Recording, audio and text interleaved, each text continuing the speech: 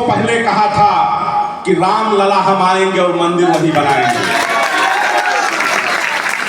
जिसने कई वर्षों से कहा था कि डॉक्टर श्यामा प्रसाद मुखर्जी के लिए कहा कि जहां बलिदान हुए मुखर्जी वो कश्मीर हमारा है, और आज धारा 370 समाप्त करके भारतीय जनता पार्टी ने डॉक्टर श्यामा प्रसाद मुखर्जी के सपने को साकार करने का काम।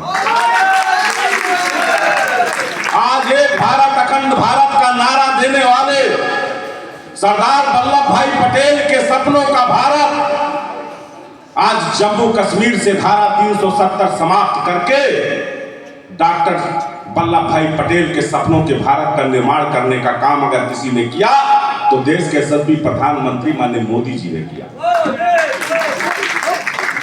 आज कानून व्यवस्था के नाम पर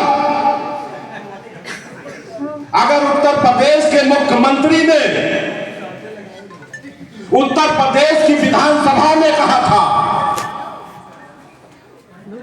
कि कानून व्यवस्था से खिलवाड़ करने वालों को हम मिट्टी में मिला देंगे, और आज आप देख सकते हैं कि उत्तर प्रदेश के बड़े बड़े माफिया या तो मिट्टी में मिल गए हैं या जेल के सलाखों के पीछे चले गए।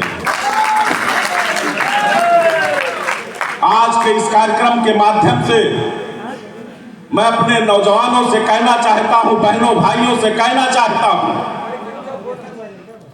कि आज ये जो मोबाइल का युग है, इसे आप नकारात्मक दिशा में भी सोच सकते हैं और सकारात्मक दिशा में भी सोच सकते हैं। सकारात्मक दिशा में सोचने से आपके माता पिता का सपना साकार होगा, और नकारात्मक दिशा में सोचने से आपकी जिंदगी बर्बाद होगी। अब ये फैसला आपको करना है कि हमें किस रास्ते पर जाना है। इसीलिए किसी ने कहा है कि लक्ष्य तक पहुंचे बिना पथ में पथिक विश्राम कैसा। लक्ष्य तक पहुंचे बिना पथ में पथिक विश्राम कैसा। लक्ष्य है अति दूर दुर्गम, मार्ग भी हम जानते हैं, किंतु पथ के कंटकों को हम सुमन ही मानते हैं। लक्ष्य प्रेरित बाण हम है, ठहरने का काम कैसा, और लक्ष्य तक पहुंचे बिना पथ में पथिक विश्राम। लक्ष्य तय होना चाहिए कि हमें बनना क्या है, क्योंकि शिक्षा के बगैर कुछ बन नहीं सकते हो।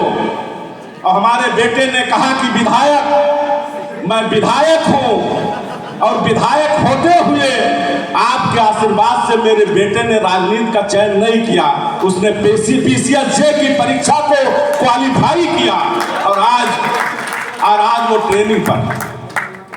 मेरे बड़े बेटे ने MBBS की परीक्षा क्वालिफाई करके आज पूना में रेडियोलॉजिस्ट की डिग्री प्राप्त कर रहा है। हमने ये कहा कि पढ़े लिखे लोगों का भी राजनीति में आना जरूरी है। जब आवश्यकता होगी तब राजनीति में आएंगे, लेकिन पहले हमारा लक्ष्य होना चाहिए कि हम बनना क्या चाहते हैं। इसलिए आज के अवसर पर हम अपने सभी बहनों का, भाइयों का, बेटियों का, अपने पुत्र के समान सभी बेटों का मैं उनके उज्जवल भविष्य की कामना करता हूं, और आशा करता हूं कि आपके माँ बाप ने जो आपके आधार पर सपना सोचा है वो सपना उनका जरूर साकार हो, क्योंकि पढ़ाई लिखाई के माध्यम से ही हम अच्छे राजनेता बन सकते हैं, हम अच्छे किसान बन सकते हैं, हम अच्छे व्यापारी बन सकते हैं, हम IAS और IPS की परीक्षा को क्वालिफाई कर सकते हैं। इसीलिए दिनकर जी ने कहा है कि है कौन काम ऐसा जग में, टिक सके आदमी के मग में, ठम ठोक खेलता है जब नर, पर्वत के जाते पांव खड़, और मानो जब जोर लगाता है पत्थर पानी बन जाता है। आओ हम सब मिलकर देश के सभी प्रधानमंत्री माननीय नरेंद्र मोदी जी के सपनों का भारत, वो भारत एक विकसित भारत का जो सपना माननीय मोदी जी ने देखा है, आओ हम सब मिलकर अपने भारत को एक विकसित भारत एक शिक्षित भारत, एक स्वच्छ भारत का जो सपना उन्होंने देखा है, और हम सब मिलकर के उनके सपनों को साकार करने का काम करें। आप सबका बहुत बहुत धन्यवाद। जय हिंद, जय भारत, वंदे मातरम, बोलिए भारत।